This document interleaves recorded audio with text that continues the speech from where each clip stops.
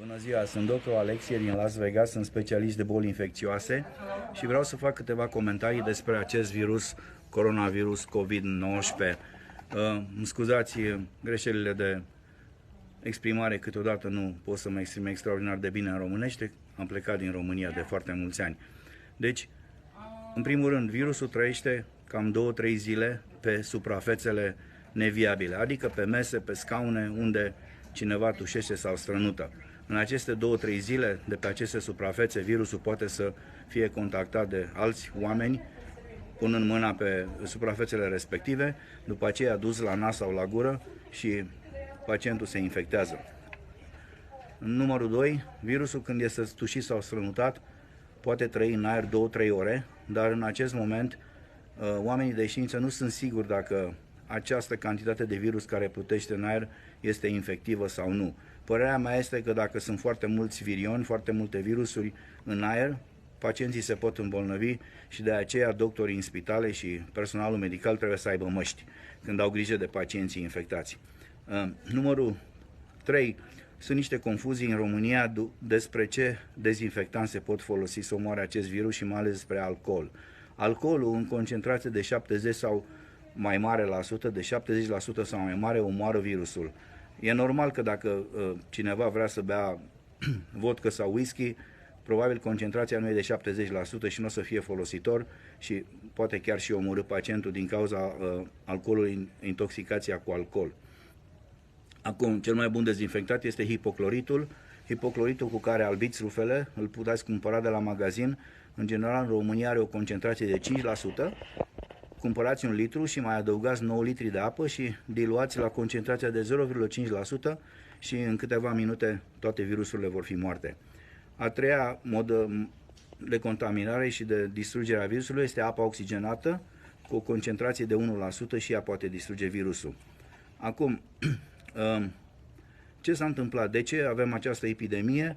La început, acesta fiind un coronavirus, acest virus a fost extrapolat la virusurile SARS și MERS, care au fost tot coronavirusuri și care au făcut epidemii în anii trecuți. Virusul SARS a făcut o scurtă epidemie și au murit vreo 800 de oameni, dar diferența imensă dintre virusul SARS și virusul COVID este că SARS-ul nu se multiplica în nazofaringe, el trebuia să ajungă în plămâni să se multiplice și în momentul în care ajungea în plămâni și se multiplica și făcea pacientul bolnav, acesta începea să aibă imediat simptome de boală. Deci pacientul ajungea foarte repede la doctor, era izolat și nu răspundea mult boala, pentru că în faringe nu era. Deci când tușea la început sau dacă strănuta, nu răspundea virusul. Acum COVID-ul ăsta este foarte diferit. El se multiplică foarte mult în faringe, la niște cantități imense și de aceea când lumea strănută sau tușește și poate chiar și când vorbește, elimină virusul și alte persoane pot fi infectate. Aceasta este cauza pentru care acest virus acum a scăpat de sub control. Toți epidemiologii și toți oamenii de știință au crezut că dacă e tot un coronavirus, la fel ca și SARS, se va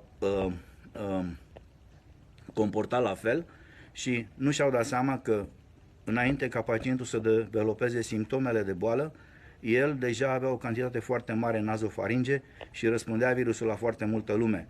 Când deja începea să aibă simptome de boală, pacientul deja era târziu pentru că infectase foarte mulți oameni. Acest lucru se poate vedea în Italia. Pentru acest motiv, pentru că virusul e în cantități foarte mare în faringe, este bine ca oamenii să-și clătească gura cu apă la fiecare 10-15 minute, după aia să înghită apa, pentru că în stomac este foarte mult suc gastric cu aciditate mare și omoară toți virusii.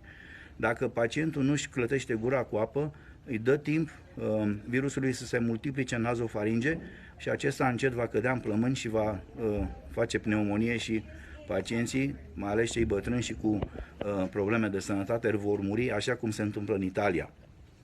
Acum, ultima chestie care e foarte importantă este oprirea epidemiei. Sunt 3 variante cu care se pot opri epidemiile. Una e varianta din Italia. Ați văzut ce s-a întâmplat în Italia. Măsurile au fost luate, dar foarte târziu. De fapt, nimeni nu se aștepta ca acest virus să fie așa de problematic. A doua variantă este să testeze toată lumea dintr-o țară sau dintr-un oraș unde vrem ca să eliminăm epidemia și cei pozitivi să fie izolați, cei negativi separați de cei pozitivi și toți să stea în carantină 14 zile, să fie izolați, să nu-și mai transmită virusul între ei. Deci populația dintr-un sat, dintr-un oraș sau dintr-o țară, e aceeași lege. Acest lucru este imposibil de făcut, pentru că nu avem așa de multe teste, nu putem să testăm 20 de milioane de români. Dar varianta a treia este o variantă care poate să fie puțin dureroasă, dar este singura care poate ajuta, este ca oamenii să-și închipuie că și-au o vacanță de Paști mai înainte, de 2 săptămâni, să stea toată lumea în casă, cu mici excepții, la fiecare casă cineva să poată ieși o dată sau de 2 ori pe săptămână să facă aprovizionarea, cel mai bine ar putea să iasă numai o dată pentru cele 2 săptămâni și restul să stea în casă. În momentul în care o persoană începe să aibă simptome de boală, trebuie testată imediat și, bineînțeles, dacă testează pozitiv, trebuie izolată în afara familiei. Românii trebuie să-și ia un risc. Trebuie să-și ia riscul sau să stea în casă și să încerce să oprească epidemia asta, sau să ia riscul să facă ce au făcut italienii și alte stăți unde s-a răspândit foarte mult virusul și acum nu mai poate fi controlat. Deci, nu se poate rezolva problema fără niște riscuri foarte mari și populația trebuie să ia decizia ce risc vor să-și ia. Sper că am fost destul de clar. Nu cred că mai pot spune alte lucruri acum, dar dacă e nevoie voi mai veni cu alt filmuleț. Vă doresc numai bine, sănătate și să sperăm că vom învinge această epidemie cât de curând în toată lumea și în special în România.